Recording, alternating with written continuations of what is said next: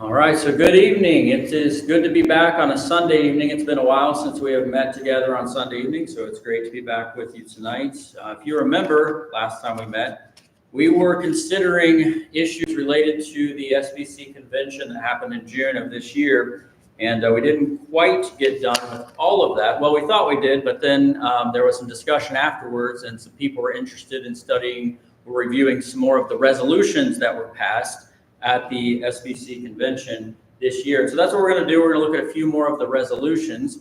If you remember way back when we started looking at this, we talked about a lot of the good stuff that came out of the convention. There was a lot of good things that happened during the convention this year. There were some challenging things. There were some difficult things as well that were addressed and came up, and we've talked about those things as well.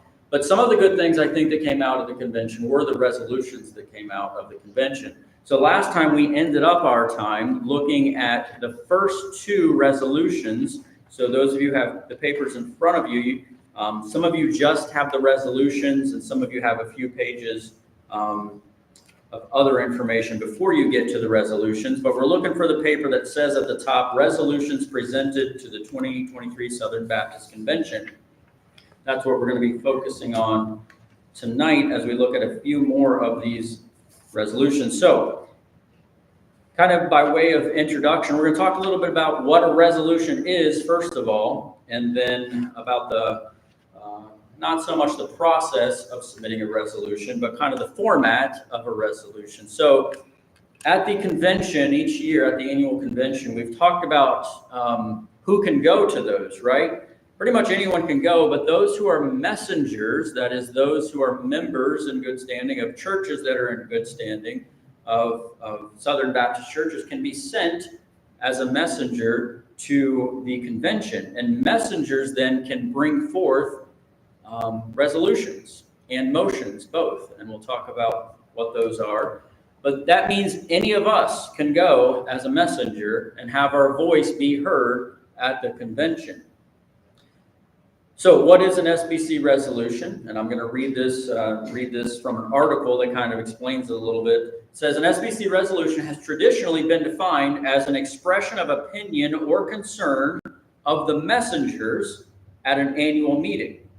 It differs from a motion, which calls for an action and therefore cannot be used to direct an entity of the SBC. Okay, so you have two different categories. You have a resolution and you have a motion. So a person can either present a resolution or a motion. A resolution is an expression of opinion or concern. Okay, so it's an opinion. It's not calling for necessarily any specific action on behalf of an SBC entity. A motion would call for an action for an SBC entity to do something. A resolution is more of a just an opinion or an expression of concern presented by the messengers. Again, messengers in good standing can submit up to 3 resolutions per year. Now, the format of a resolution, and we'll see this as we get into it tonight, the format of a resolution, they adopt a general pattern using legal phrasing that consists of 2 parts. The first part is the reason for the resolution, and that part starts with the word whereas. Okay, so you'll see that in the resolutions. The first word is whereas. That's the reason for the resolution. Why is it being presented in the first place? That starts with the word whereas. And then the resolution itself, which starts with the word resolved. So you'll see a series of sentences that say whereas, and then a series of sentences or phrases that start with the word resolve. Okay? All right. So, and often in many cases, there's more than one resolved per resolution. All right. Now, these resolutions are not binding on a church. Okay. So just because the Southern Baptist Convention passes resolutions, it doesn't mean that every church in the Southern Baptist Convention has to agree with those resolutions. In fact, usually there's a lot of debate about resolutions, and not everyone agrees with this. They agree in principle with the resolution, but certain wording or phrases they may disagree with or want to change to something else. All right, so just because a resolution is passed doesn't mean that every church has to agree with it, because Southern Baptist churches are self-governing. They are autonomous. Okay? But it gives a sense of what Southern Baptists are thinking about issues. So it helps us to know what are Southern Baptists in general thinking about certain issues, lots of times contemporary cultural issues going on in society. So really it's an expression of concern or opinion of those present at the convention. So they're not necessarily saying that all Southern Baptists everywhere agree with this, but those who are there that year agree with this. The majority agree with it in order to pass the resolution. Okay, so that's just a little bit about what the resolutions are. And last time we looked at the first two resolutions. The first resolution is on the importance of revitalization and replanting. And we talked about the importance of this, even in our own context as a church, because there are many churches out there who are closing their doors. Many churches are closing their doors, especially since COVID. That accelerated the issue. And we talked some about the decline of Southern Baptist churches and membership at Southern Baptist in the last several years. And it's a pretty significant decline. Okay, so there's a lot of churches that are either dead or dying. And some are, like I said, shutting their doors for good. Of course, we don't want that to happen, right? We don't want that to happen. And so the emphasis of this first resolution is stressing the need to realize and to help churches be revitalized or replanted if needed. Breathing new life into churches. One of the strengths of the Southern Baptist Convention is that when we can pool our resources together quite easily through the cooperative program that we've talked about, and those monies, those funds can then be used to help churches that are struggling. If you're just an independent church, not connected to the Southern Baptist Convention, of course you can still be a good, solid, biblical, faithful church and do that, certainly. And there are certainly many of those, but you don't necessarily have that same network of other churches who can pool their money together to help you when you need help. You're kind of on your own, okay? And so there's just a great support structure in place to help struggling churches, all right? So we've talked about that.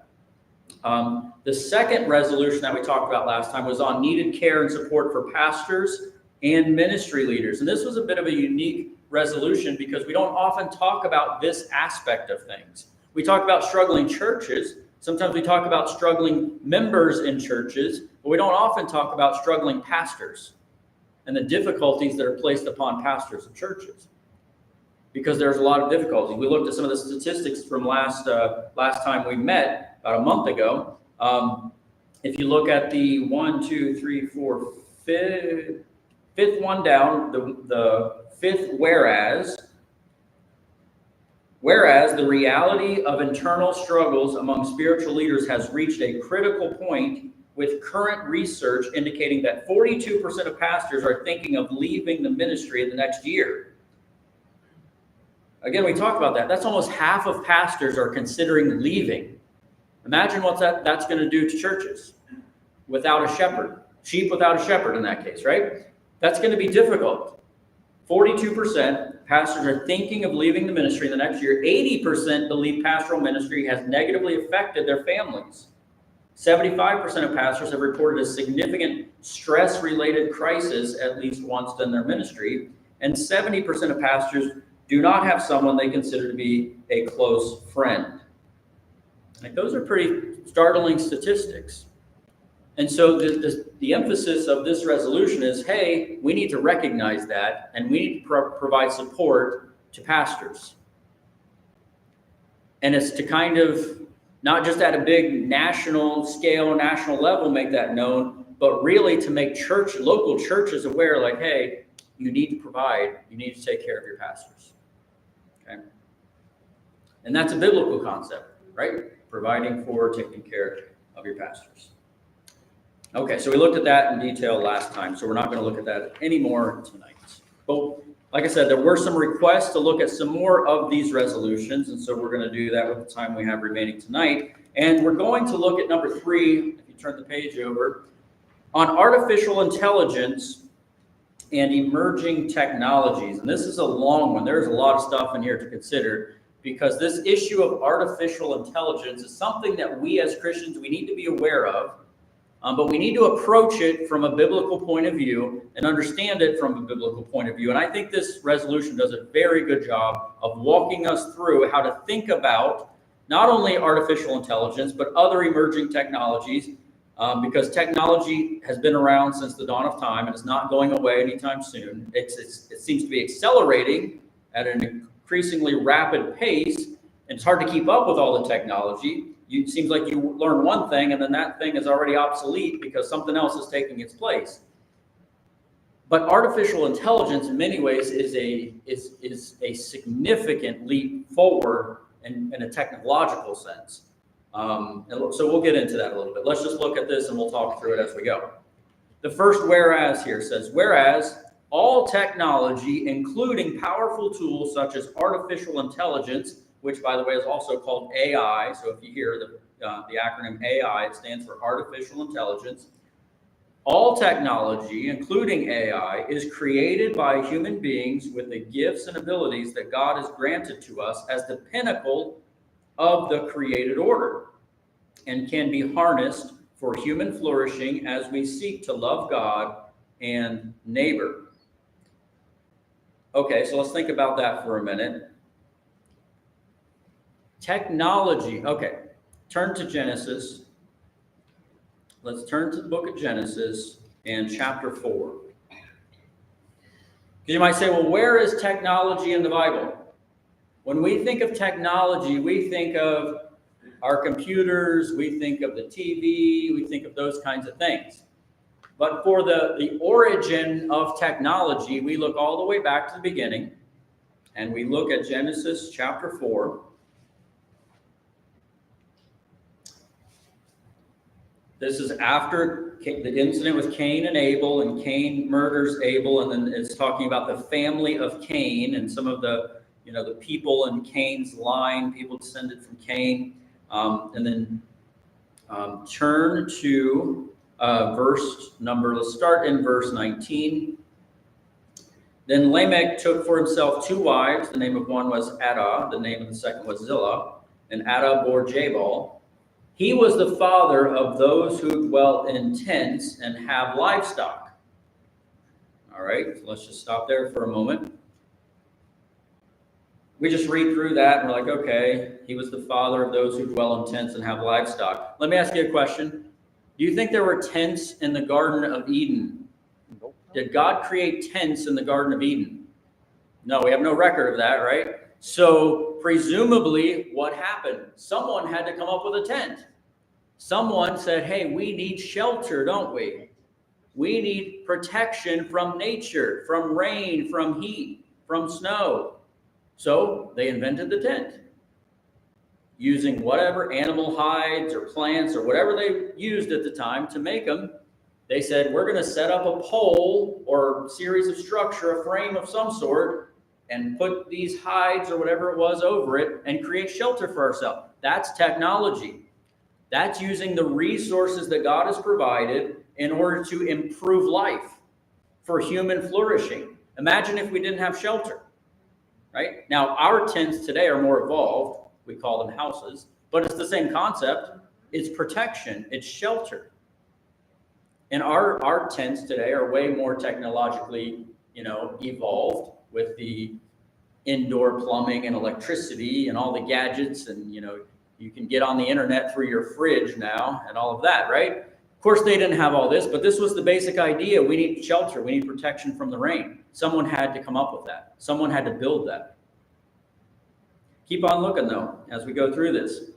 His brother's name was Jubal. He was the father of all who play the harp and the flute. And you say, okay, so Genesis is the book of beginnings. Everything has its beginning in Genesis, and music certainly has its beginning in Genesis. And you say, here it is right here. These guys play the harp and flute. Well, guess what? Do you think harps and flutes just came out of nowhere? Someone had to make a harp. Someone had to make a flute. How did they figure that out? I don't know. I don't know, somebody was blowing on a hollow piece of wood one day, or a bone, or whatever it would have been that they made instruments out of, and they said, that sounds pretty good. And then they put holes in it, and then they figured out to put their fingers on the holes to make different sounds, and then they started making music. And then they got better and better at it, and of course, came up with multitudes of musical instruments. Think about the harp. I mean, they figured out if you pluck a string that has tension on it, it makes a sound. And you put those at different tensions or different lengths across some sort of frame, they're going to make different sounds. And they created music. That's technology. Okay? Gonna add something? They had to figure out how to make the strings. Yeah, where's the string come from, right? Yeah. Use horsehair or whatever. I don't know what they would use, but something to make this, vines, something to make the strings even, right? And so they had to come up with that. They had to think of that. This is technology in the book of Genesis. This is people using the mind that God has. We, being made in the image of God, have a creativity and an ability to use our intelligence to create things for the good of other humans. Back then, it was to create pretty music and to create shelter for people. And we still do the same thing today. We still have instruments that people use to make beautiful music, and people use their skillful hands to build houses for people to live in. Same idea. Same idea. We're taking the gifts that God has given us, we're taking the materials, the stuff of the world, and we're configuring that stuff in a way that helps other people. That's what technology is, essentially. And we see it right here in Genesis. And it goes on even. This is verse 22. And as for Zillah, she also bore Tubal-Cain, an instructor of every craftsman in bronze and iron. And so they find these natural elements, these natural existing metals in this sense, and then they start making things out of them. What kind of things do you think they made out of bronze and iron? Shovels, tools, plows, instruments. Yeah, someone back there said something. What? Cooking utensils, all kinds of stuff.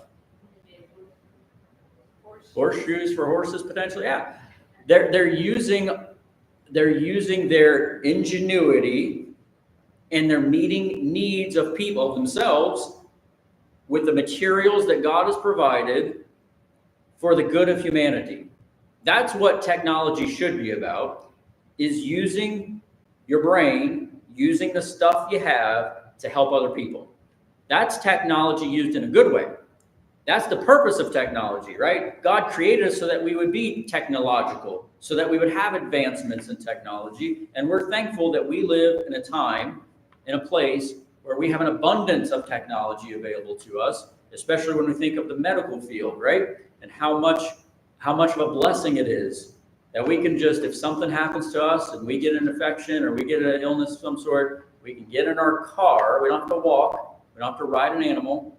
Get in our car and drive 10, 15 minutes to a doctor, to an urgent care facility or a hospital or whatever it is. And then we get all the machines and all the medicine for our benefit. Okay? That is a good use of technology. When God put man on the earth, so when God created man, go back to Genesis chapter 1.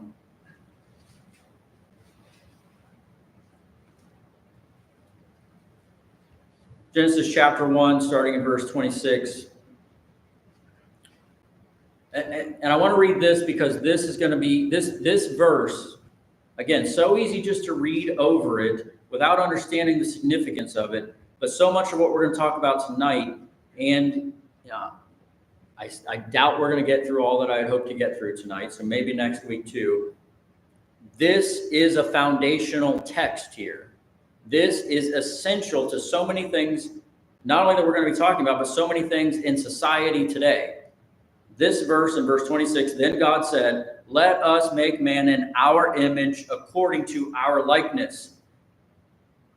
And then he says, let them have dominion over the fish of the sea, over the birds of the air, over all the cattle, over the cattle of all the earth and every creeping thing that creeps on the earth. So God created man in his own image. In the image of God, he created him, male and female, he created them.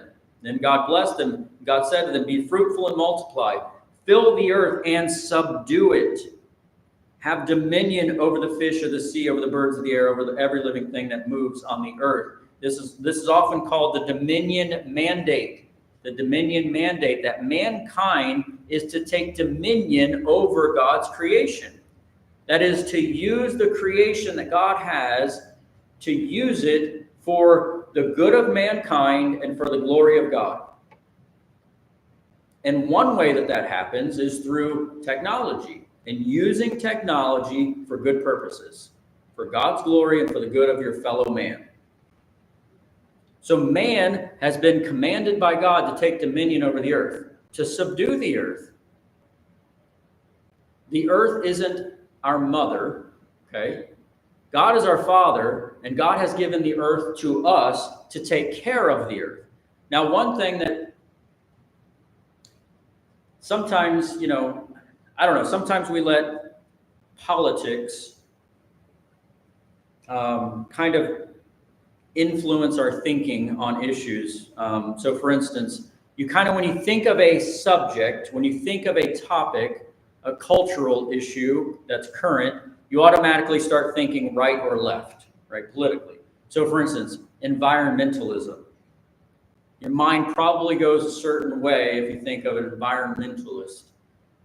But really, as Christians, we should be concerned about the environment more than anybody else. We should. We should be concerned about the earth more than anybody. This is a gift from God. We should want to take care of the earth. I mean, it's a gift from God, right? If your children don't take care of the gifts that you give them, that doesn't show respect to you, the gift giver, right? The earth is a tremendous gift, and we should take care of it, okay? So we need to think about things, again, not from a political point of view, but from a biblical point of view. From a biblical point of view. Now, of course, there are significant worldview differences between many in the current environmental movement. There are significant differences in their worldview and a Christian worldview. So Christians should approach the environment in a way that honors God as the creator of all things. And Christians should not give into a doom and gloom scenario that the earth is going to be warmed up so much because of climate change that we're all going to be wiped out, because that is not how the story ends according to the scripture, right? So we come at it from a biblical point of view, not from a godless point of view. Thank God and uses resources responsibly. What's that? Thank God and uses resources responsibly. Thank God and uses resources responsibly. That's a good way to put it. We should do that. We should do that. Bonnie, go ahead.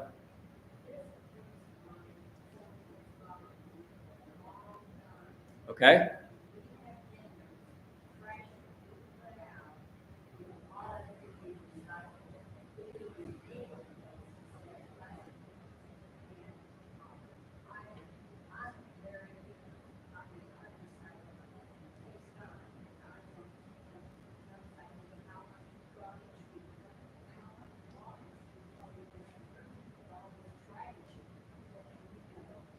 Yeah.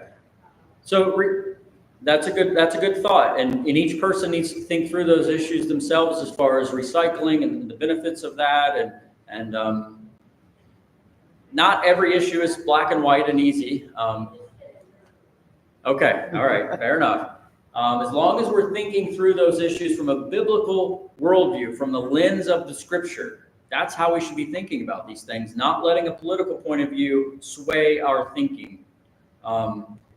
It's not wrong to have political points of view, but your political point of view should be shaped by this. You don't want this to be shaped by your political point of view, right? You want it to be the reverse. You want your political point of view to be shaped by this. All right. We've only made it through the first whereas. Oh, I didn't know we went through Oh, yeah, we're not, there was more we could talk about on it too. All right, so let's go on to the second one. Whereas, although these tools, that is the technology, are designed with distinct values and purposes in mind and shape us in subtle yet meaningful ways, including our understanding of God, humanity, and the world around us, we alone, as distinct moral agents created by God, bear the moral responsibility for their development and use. All right? So, all of the technology shapes us. It shapes us in some way. Of course, this is most evident in things like the media and the easy access that we have to media. If you don't think you are influenced by media, then you're deceived, okay? The media affects how you think. Not always in blatant ways, but in subtle ways oftentimes. And the ease with which we can get information today, it's unlike any time in history. I mean, where were we on vacation? We were in Gettysburg. We went to Gettysburg for a couple of days, and I can't remember the context where this happened, but at some point of that tour or in the museum or somewhere, they talked about, you know, someone had gotten information about a battle or something, and it was in the newspaper. It was 3 weeks old already by the time they read about it. Like, that's how long it took some information to travel to people. Weeks and weeks. And yet, how quickly do we have access to information? I mean, we know right now what's happening in Hawaii with the wildfires and those kinds of issues. That's a long way away, and we know about it instantaneously. All right. And so this easy access to this bombardment of information is shaping us in the way that we think about things. We, as moral agents created by God, it says that we bear moral responsibility for their development and use because we recognize, or we should recognize, that they can be used for good purposes or bad purposes. Which brings us to the third whereas, which speaks to that specifically. It says, whereas the fall has adversely affected every aspect of creation, including the development and use of these powerful innovations. So, we all know that technology can be used for good. We've talked about many of the positive aspects of technology, and it's not hard to think about the negative aspects of technology, right? Think about all the weapons of war that have been used for mass destruction, right? Think about, again, the easiest one that comes to mind is the internet. Can the internet be used for good? Absolutely. Can it be used for extreme evil? Yep. Of course it can, right? And so that's just an easy one that comes to mind. It can be used for good, or it can be used for evil. And my children, and we were talking about this a little bit this afternoon. I've told them that this technology is like fire.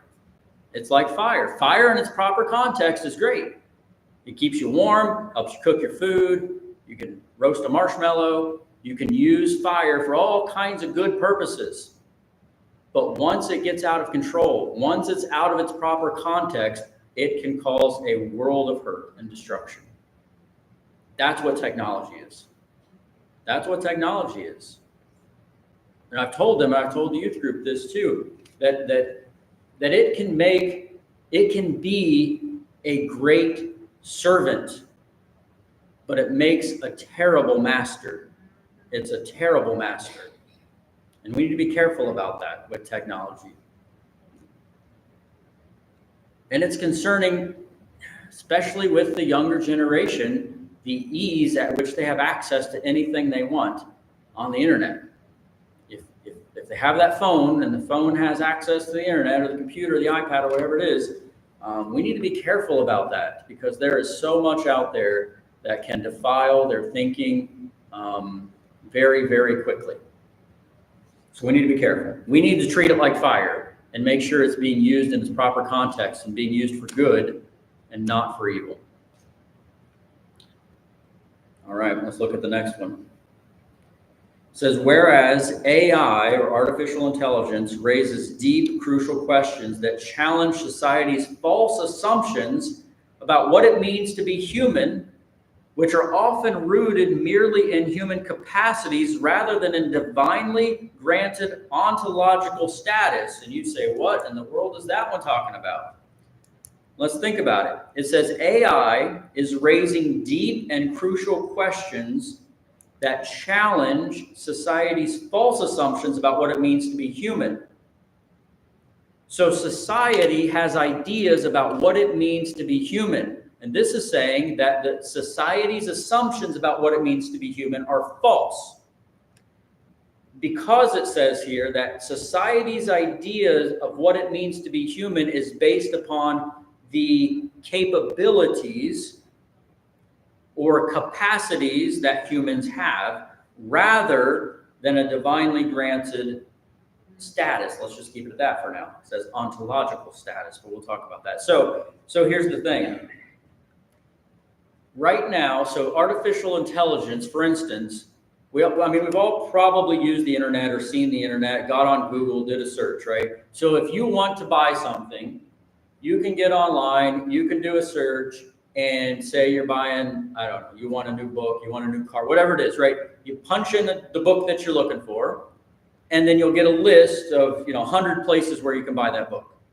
Okay. That is extremely helpful and useful and good. But the difference is that artificial intelligence takes it kind of a step further than just doing like a basic search for something.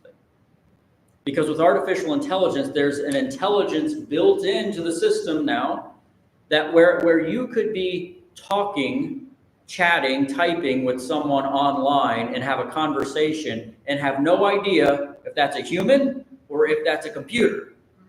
Because there's an intelligence built into it and you can't tell the difference. So some of you have maybe heard of that thing called Chat GPT, maybe that's one of the popular AI AI engines out there. And you literally can have a chat with it and it will talk to you about anything. And it'll answer your questions. It'll treat you like a human. And if you didn't know it was artificial intelligence, you would think it's a human. Okay, aside from the fact that they answer very quickly and type very fast, right? Because it's a computer spitting all this out. All right, Dreamer, go ahead.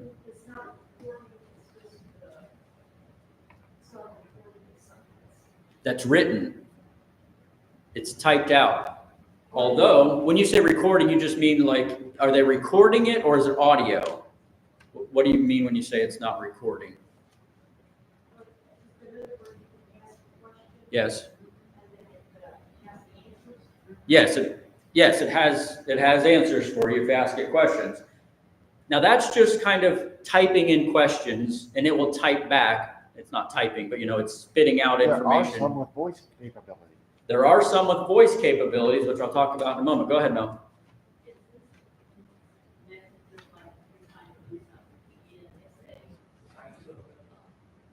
Well, that is trying to verify that you are not a robot, artificial intelligence, right? So the computer, in that case, when it says, click on all the things that are a bicycle or a crosswalk or whatever, they're trying to verify that you're not a computer trying to hack in or do something nefarious or whatever to get into their system. So they're verifying you at that point.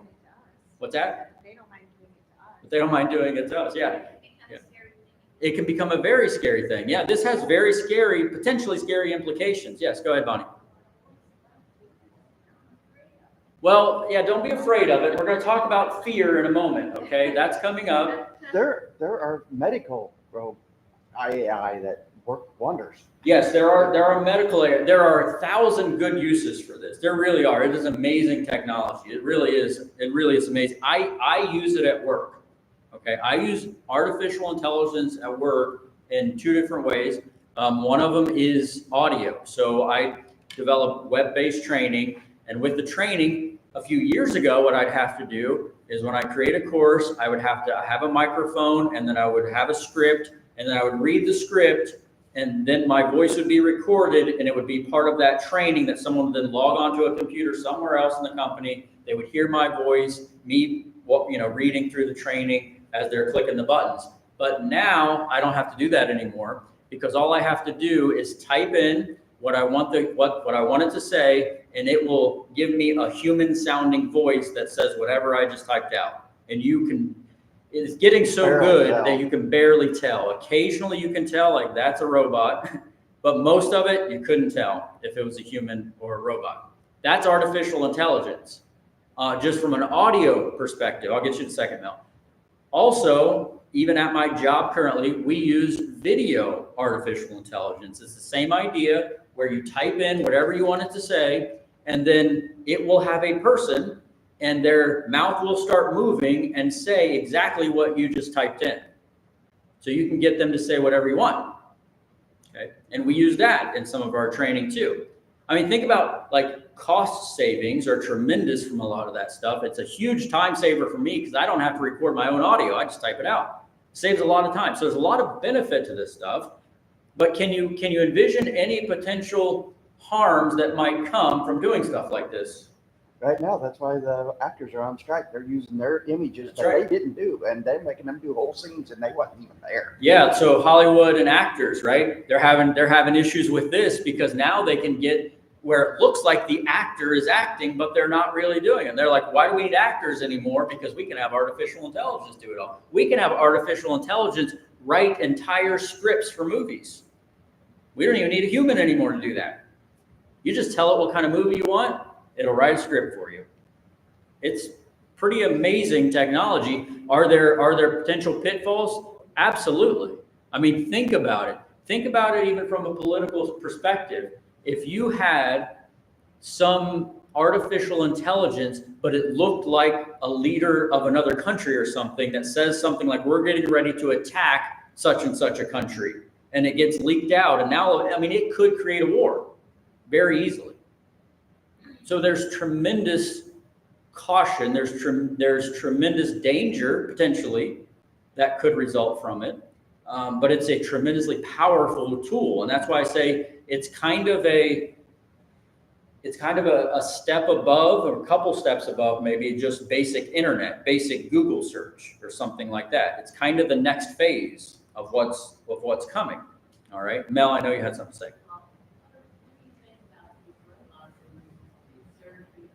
Oh yeah.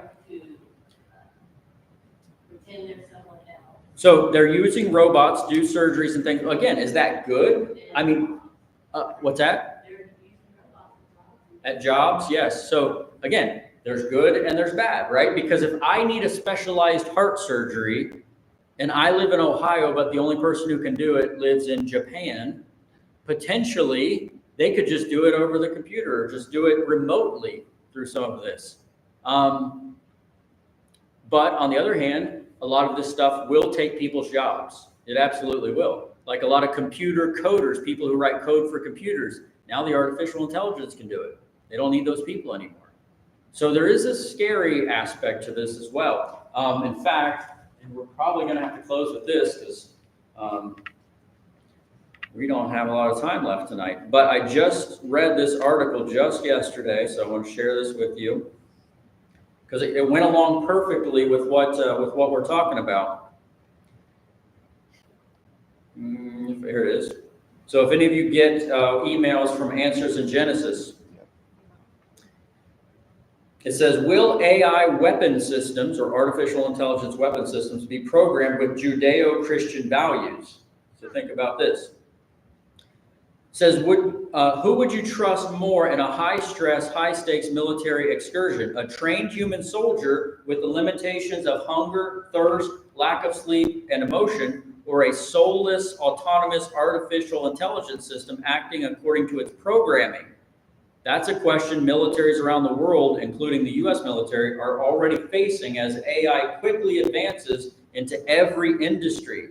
But the big question is, who gets to do the programming? Artificial intelligence is artificial, right? It has to be programmed into the thing. The question is, who's doing the programming, right? That's going to make all the difference. It says, a special class of weapon systems that use sensors, sensor suites, and computer algorithms to independently identify a target and employ an onboard weapon system to engage and destroy the target without manual human control of the system is what they are developing. In other words, it's a lethal system that gets to make its own decisions outside of human control, all based on its fallible human programming. That's what they're looking at creating. Militaries are looking at creating that. So you're going to have essentially robots that can make their own decisions about when to use lethal force with no human being involved in the decision whatsoever. Do you think there's potential for danger in that? Yeah, they can hack into stuff. There's lots of it, right? Bonnie, you looked concerned.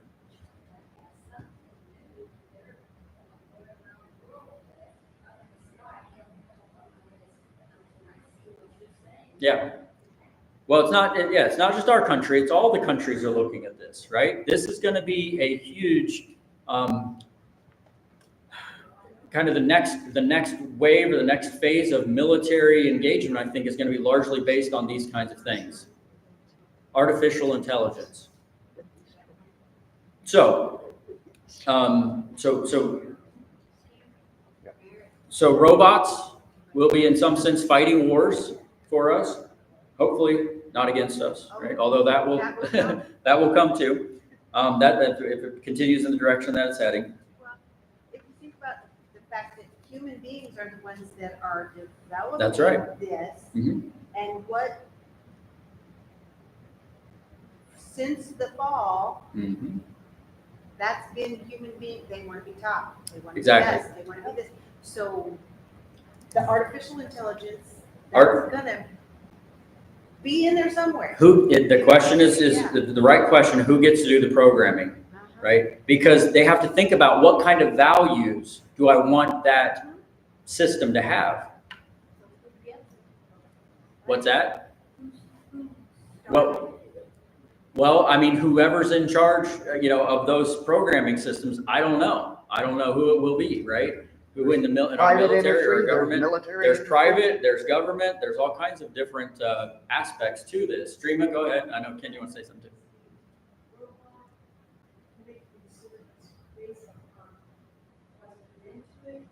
Yes.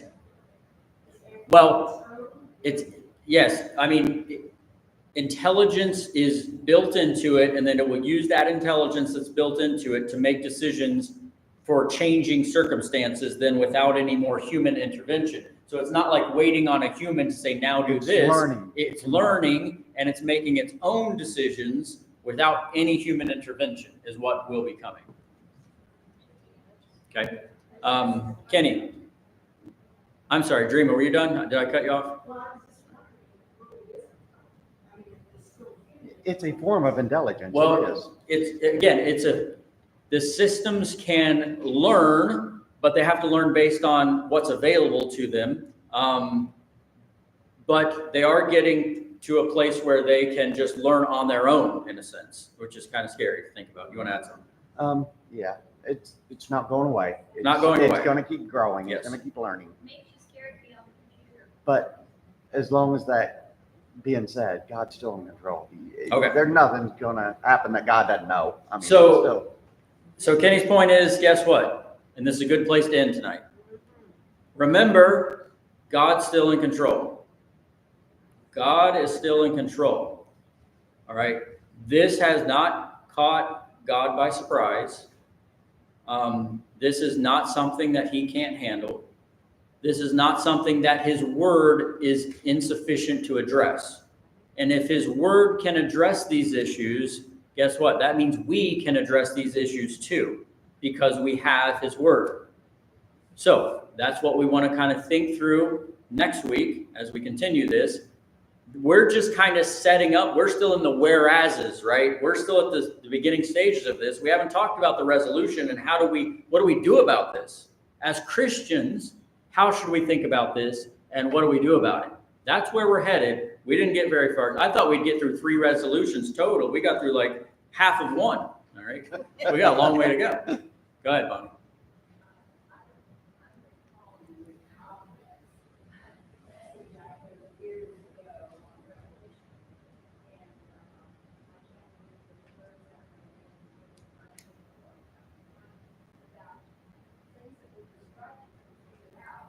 Oh.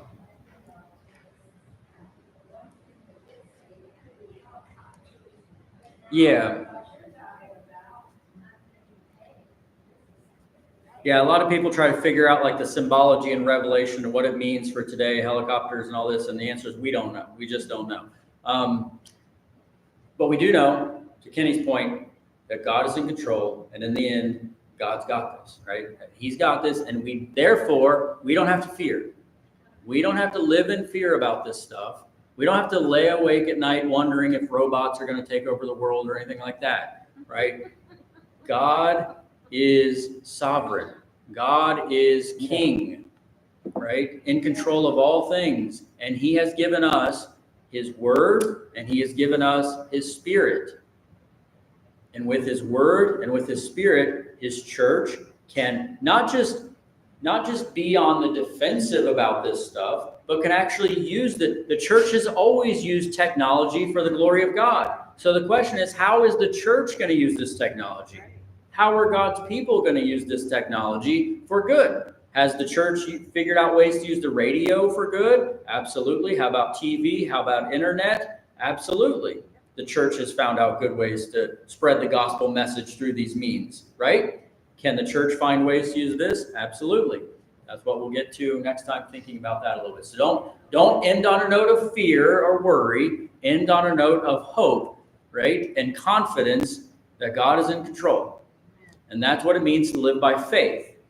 You're either going to be controlled by your fear over some of this stuff or by your faith. And if you're controlled by your faith, guess what? You're going to sleep well at night. Hopefully, unless you have issues that keep you from sleeping well at night. But you can rest easy, is my point.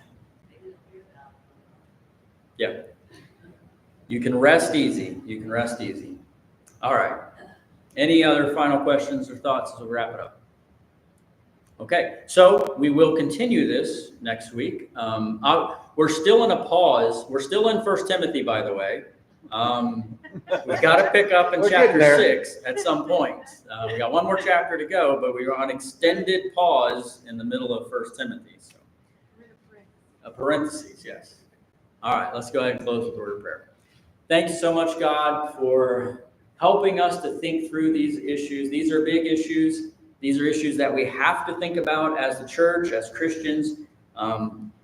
We don't want to be caught off guard, caught by surprise by these things, and we certainly don't want to live in fear over these types of things. And we have no reason to fear. You have not given us a spirit of fear. So help us to remember that. Help us to remember that we have a king who rules over all.